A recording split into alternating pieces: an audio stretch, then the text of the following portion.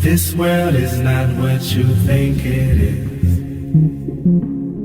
This world is not what you think it is. The other main way they simulate the zero gravity is with suspension in front of a blue screen. And they use that trick for extended periods of time, for longer than 45-second segments. But they can't move around as much. They can't do the acrobatic flips and rolls in the extended mode. So there's full motion mode where they can fully move around, and that's faked in a plane. And then there's suspended or extended mode where they're suspended by wires in front of a blue screen. They don't move around as much, but they can make the scene last for a longer period of time.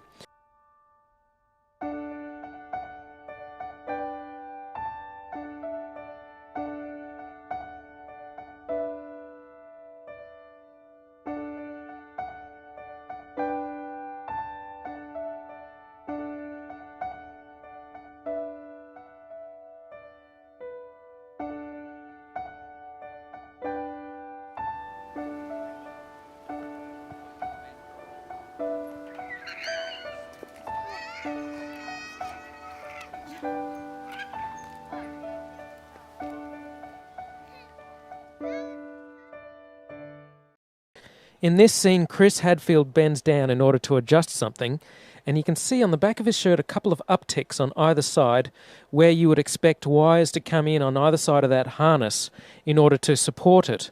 Of course, they've computer graphicked out the supporting wires. You can't actually see them, but what you can see is a very slight discoloration where it's slightly lighter and then it goes slightly darker. And that's strange. That shows a couple of things. First of all, it shows that this isn't live from space. They're often portraying that this is live. Of course, these things are fully choreographed and edited in advance to make sure that there's nothing too obvious that you can see that gives away that this is a suspension in front of a blue screen hoax. The other thing it shows is that this is not raw footage coming to us. This is edited stuff. This is supposed to be a legitimate space program. This is supposed to be the International Space Station, and we should be able to see whatever's going on. But they edit things because the whole thing is edited. In one extended mode scene, Chris Hadfield on the right is going back. He's going back, and then he just stops. That's an odd motion.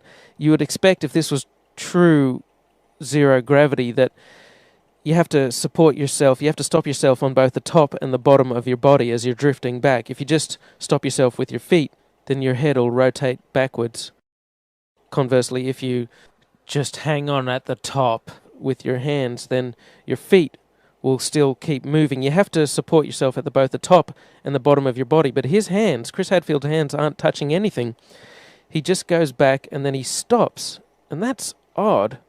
You can see a sort of a harness sticking through the t-shirt of Chris Hadfield. It's a harness that's around the waist. That's how they're supported. Also notice that Chris Hadfield has the habit of bringing his knees up. That's because his stomach muscles aren't as strong. He doesn't have as much midriff strength as some of the others who are able to elongate their body and make the hoax look a bit more realistic. He's constantly bringing his knees up because he's not as strong as the others. Occasionally, though, the others bring their knees up too. Notice that in the extended scenes, which seems to be done in front of a blue screen, like if you have a look at this guy going back towards the screen, there's some strange shadows there, look like they're CGI'd in. Using computer graphics, they edit out the supporting wires and edit in these rotating floating objects. They always seem very concerned with the object. Chris Hadfield looks at it very closely. You don't want the object getting too far out of control, because if it starts bouncing off the cabin in a weird way or goes back to the blue screen, it could ruin the whole illusion.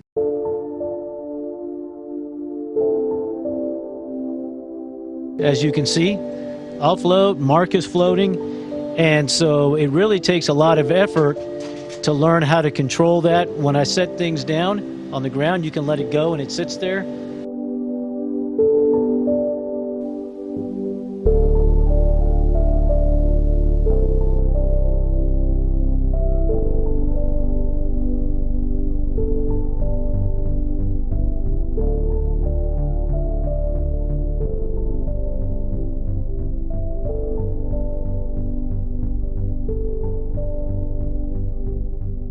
And so we think just like at home, you have your lights on the ceiling, so that is up.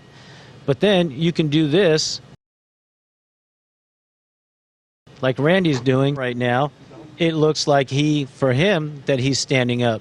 So there's really no sense of direction other than maybe the writing on the walls and the lights that we have. Really neat when you're working, you can get in all different kinds of spots and it all seems to work fine. So it's a great place to live and work. When you're working, you can get in all different kinds of spots and it all seems to work fine.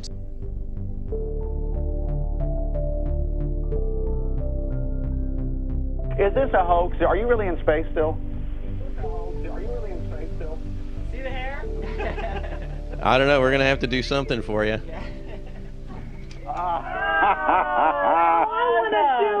know. Oh, yeah, I can do that. Watch this. Oh, yeah, I can do that. Watch this. Thank you very much. I know we've got limited time and you've got lots to do up there, but I guess you want that special. Lots to do up there, but I guess you want that special. Lots to do up there, but I guess you want lots to do up there.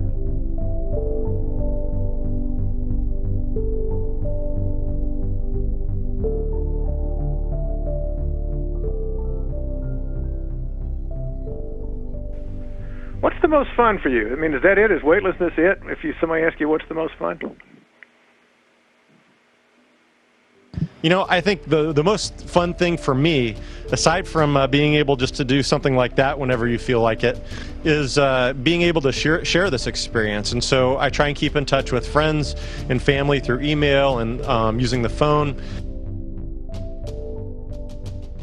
You know, I think the most fun thing for me, the most fun thing for me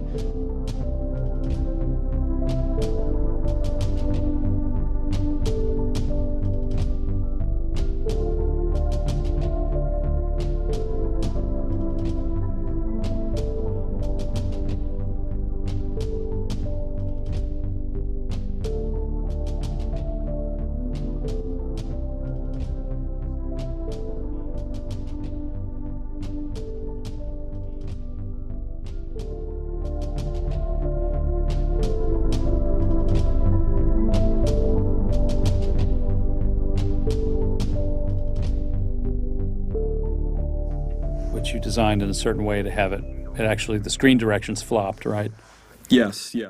It's on wires, but it's all upside down, and then the camera does a sort of rotational move that makes everything else look.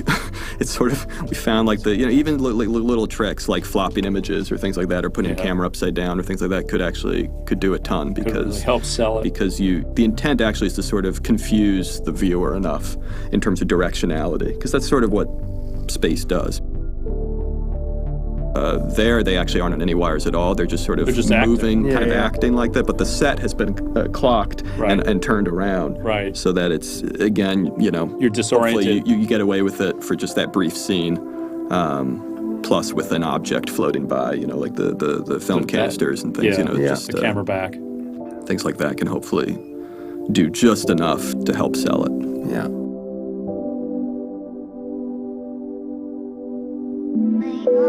History is written by those who dare to dream big, dream big, dream big, dream big. And do the impossible, do the impossible, the impossible, the impossible.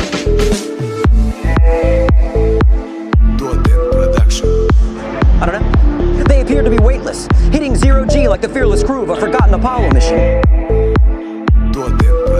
whose only objective was to obtain a beef and cheddar classic and return home to Kathleen Quinlan safe before sundown. I don't know.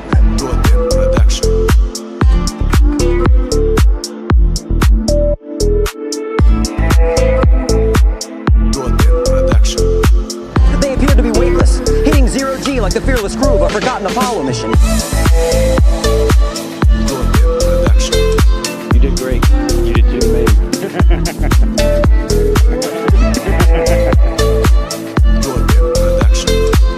They appear to be weightless, hitting zero-G like the fearless crew of a forgotten Apollo mission.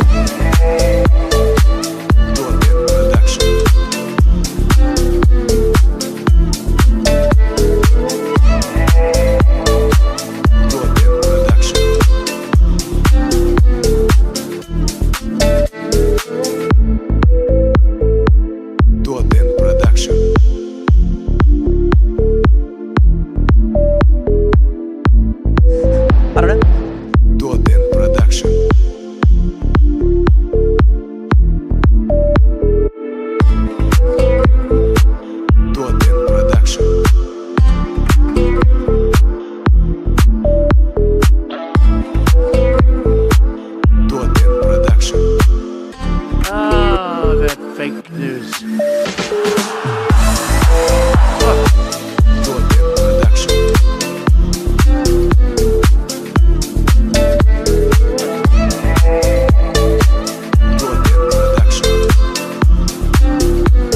You did great. You did too, man.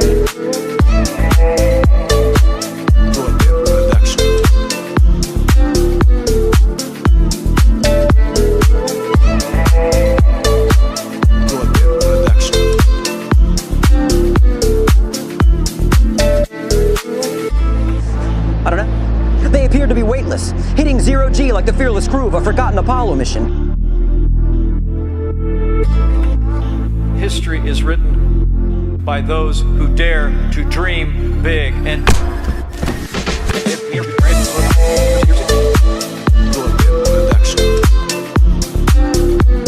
the likes of which this world has never seen before.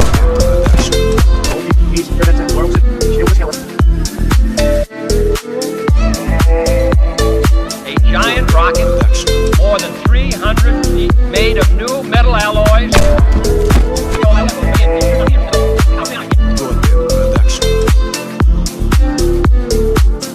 You want to think the world is flat? Go right ahead. But if you think the world is flat...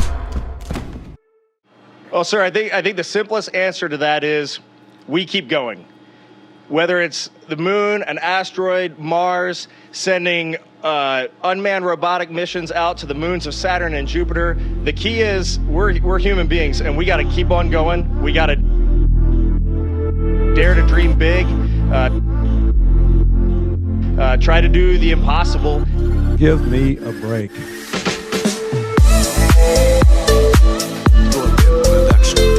This whole thing is the biggest fairy tale I've ever seen.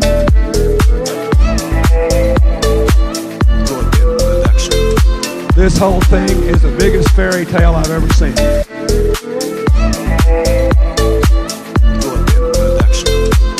This whole thing is the biggest fairy tale I've ever seen.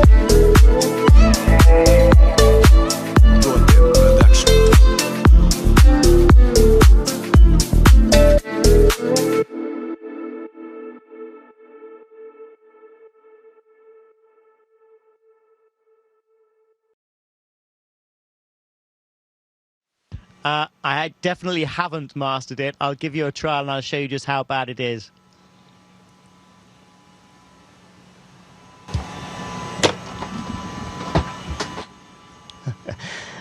Practice makes perfect. Give me another week.